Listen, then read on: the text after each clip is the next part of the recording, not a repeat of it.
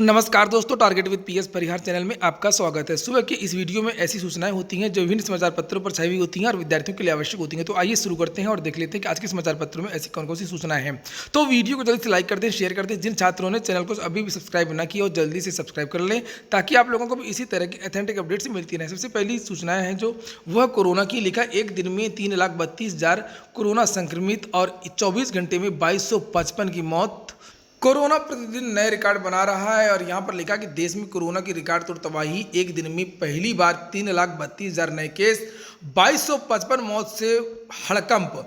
आगे लिखा है कि भारत में कोरोना वायरस काफी तेजी से अपने पांव पसार रहा है। कोरोना की दूसरी लहर का कहर दिन प्रतिदिन नए रिकॉर्ड बना रहा है। देश में लगातार दूसरे दिन 3 लाख से ज्यादा और अब तक सर्वाधिक नए कोरोना संक्रमित मिले। आगे लिखा है कि वर्ल्डोमीटर के मुताबिक गुरुवार रात 12 बजे तक 24 घंटे में भारत में 3,32,503 नए कोरोना संक्रमित मिले हैं और इस दौरान 2256 कोरोना मरीजों की मौत भी हो गई है 24 घंटे में।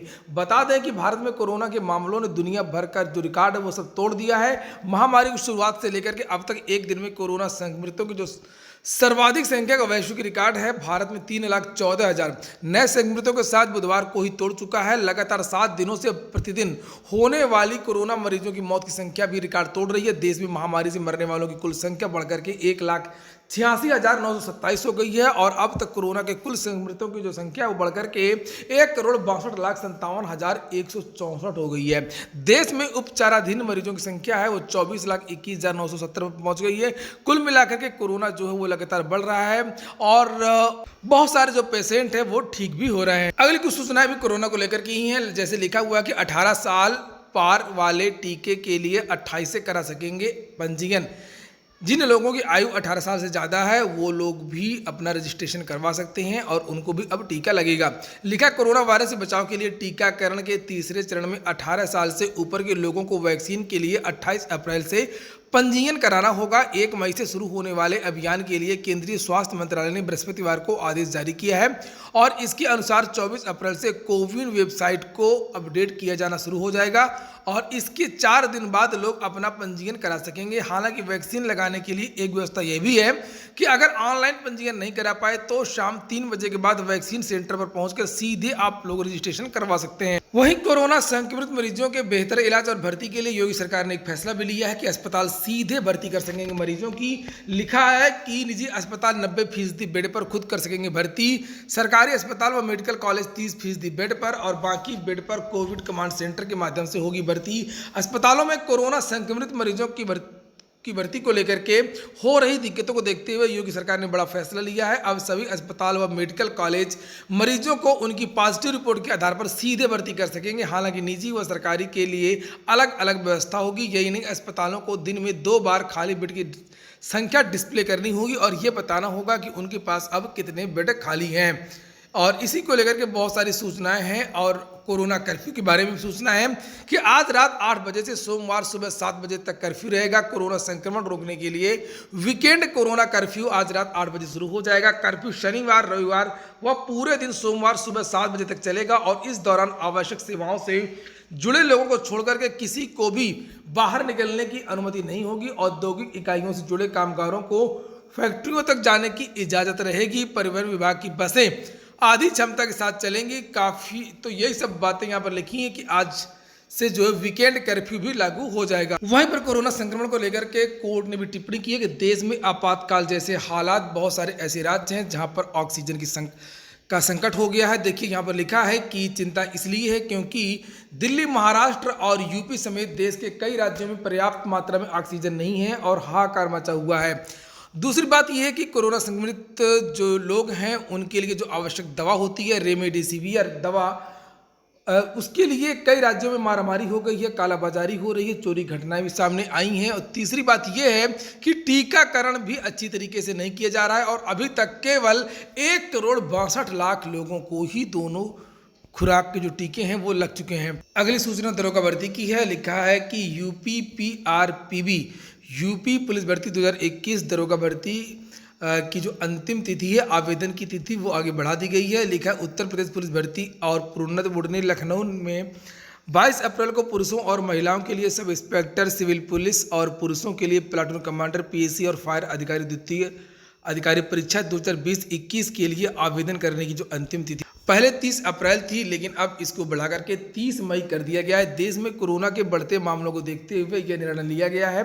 बोर्ड ने कहा कि कोरोना वायरस के बढ़ते प्रकोप की वजह से छात्रों को प्रमाण पत्र प्राप्त करने में कठिनाई का सामना करना पड़ रहा है, जो आवेदन करने के लिए आवश्यक है। इसलिए यूपीपीआरपीबी ने परीक्षा के लिए आवेदन की जो अंतिम तिथि है वो 1 महीने के लिए बढ़ा दी गई है। अगली सूचना 69,000 शिक्षक भर्ती की है। लिखा बेसिक शिक्षा परिषद सचिव का 26 तक कार्य पूरा कराएं। लिखा कि बेसिक शिक्षा परिषद के प्राथमिक स्कूलों में नियुक्ति पाने वाले शिक्षकों के अभिलेख सत्यापन में बेसिक शिक्षा अधिकारी रुचि नहीं दिखा रहे हैं। यही वजह है कि 69,000 शिक्षक भर्ती का जो कार्य है वो अभी तक पूरा नहीं हो पाया है। सभी बीएसए को कड़े निर्देश दिए गए हैं कि वे 26 अप्रैल तक इससे करा करके रिपोर्ट भेजें। यह भी निर्देश है कि यूपी बोर्ड परीक्षा नियामक प्राधिकारी व विश्वविद्यालयों की वेबसाइट पर परिणाम अपलोड है और उसका ऑनलाइन सत्यापन कराया जा सकता है।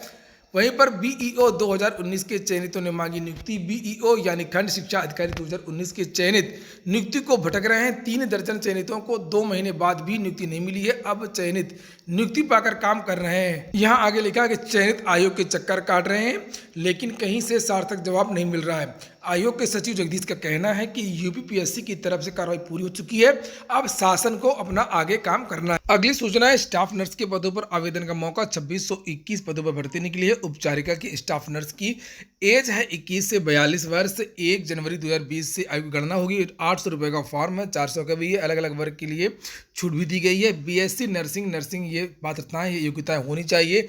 आवेदन की जो लास्ट डेट है वो 2 मई 2021 है। वेबसाइट देख लीजिए ubtersn.in। यहाँ पर जाकर के आप लोग ऑनलाइन आवेदन कर सकते हैं। अगली सूचना इलाहाबाद विश्वविद्यालय की है। लिखा इलाहाबाद विश्वविद्यालय में प्रवेश प्रक्रिया पिछड़ने के आसार हैं। कोविड-19 के कारण इलाहाबाद विश्वविद्यालय और संगठक महाविद्यालयों में मौजूदा सत्र काफी पीछे चल रहा है।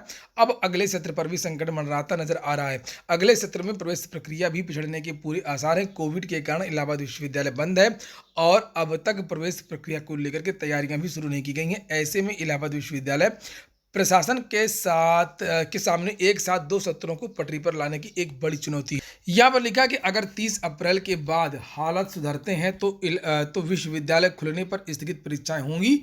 और इलाहाबाद विश्वविद्यालय के प्रवेश प्रकोष्ठ के निदेशक प्रोफेसर RE सिद्दीकी का कहना है कि विश्वविद्यालय खुलने पर प्रवेश प्रक्रिया शुरू करने पर कोई निर्णय लिया जाएगा। दिल्ली विश्वविद्यालय में यूजी पीजी कोर्सेज के लिए 30 तक भरे परीक्षा फॉर्म। दिल्ली विश्वविद्यालय ने मई जून में होने वाली यूजी और पीजी की परीक्षाओं को लेकर के परीक्षा फॉर्म जारी कर दिए हैं। विद्यार्थियों को फॉर्म भरने के लिए 30 अप्रैल शाम 5 बजे तक का समय दिया है और इसके लिए पोर्टल पर एक लिंक जारी किया गया है। विद्यार्थियों को पोर्टल पर लॉगिन करने के लिए रोल नंबर, नाम, जन्मतिथि और पंजीकृत ईमेल आईडी दर्ज करनी होगी। हर विद्यार्थी के लिए परीक्षा फॉर्म भरना भी अनिवार्य है। यदि विद्यार्थी ऐसा नहीं करते हैं तो फिर उनकी फैकल्टी, कॉलेज या विभाग से फॉर्म को वेरीफाई नहीं किया जाएगा। लिखा कि 3 मई तक विद्यार्थियों को जो अपना फॉर्म है वो वेरीफाई करवाना होगा। अगली सूचना है एसएससी की सब इंस्पेक्टर की दूसरे चरण की परीक्षा भी स्थगित हो गई है।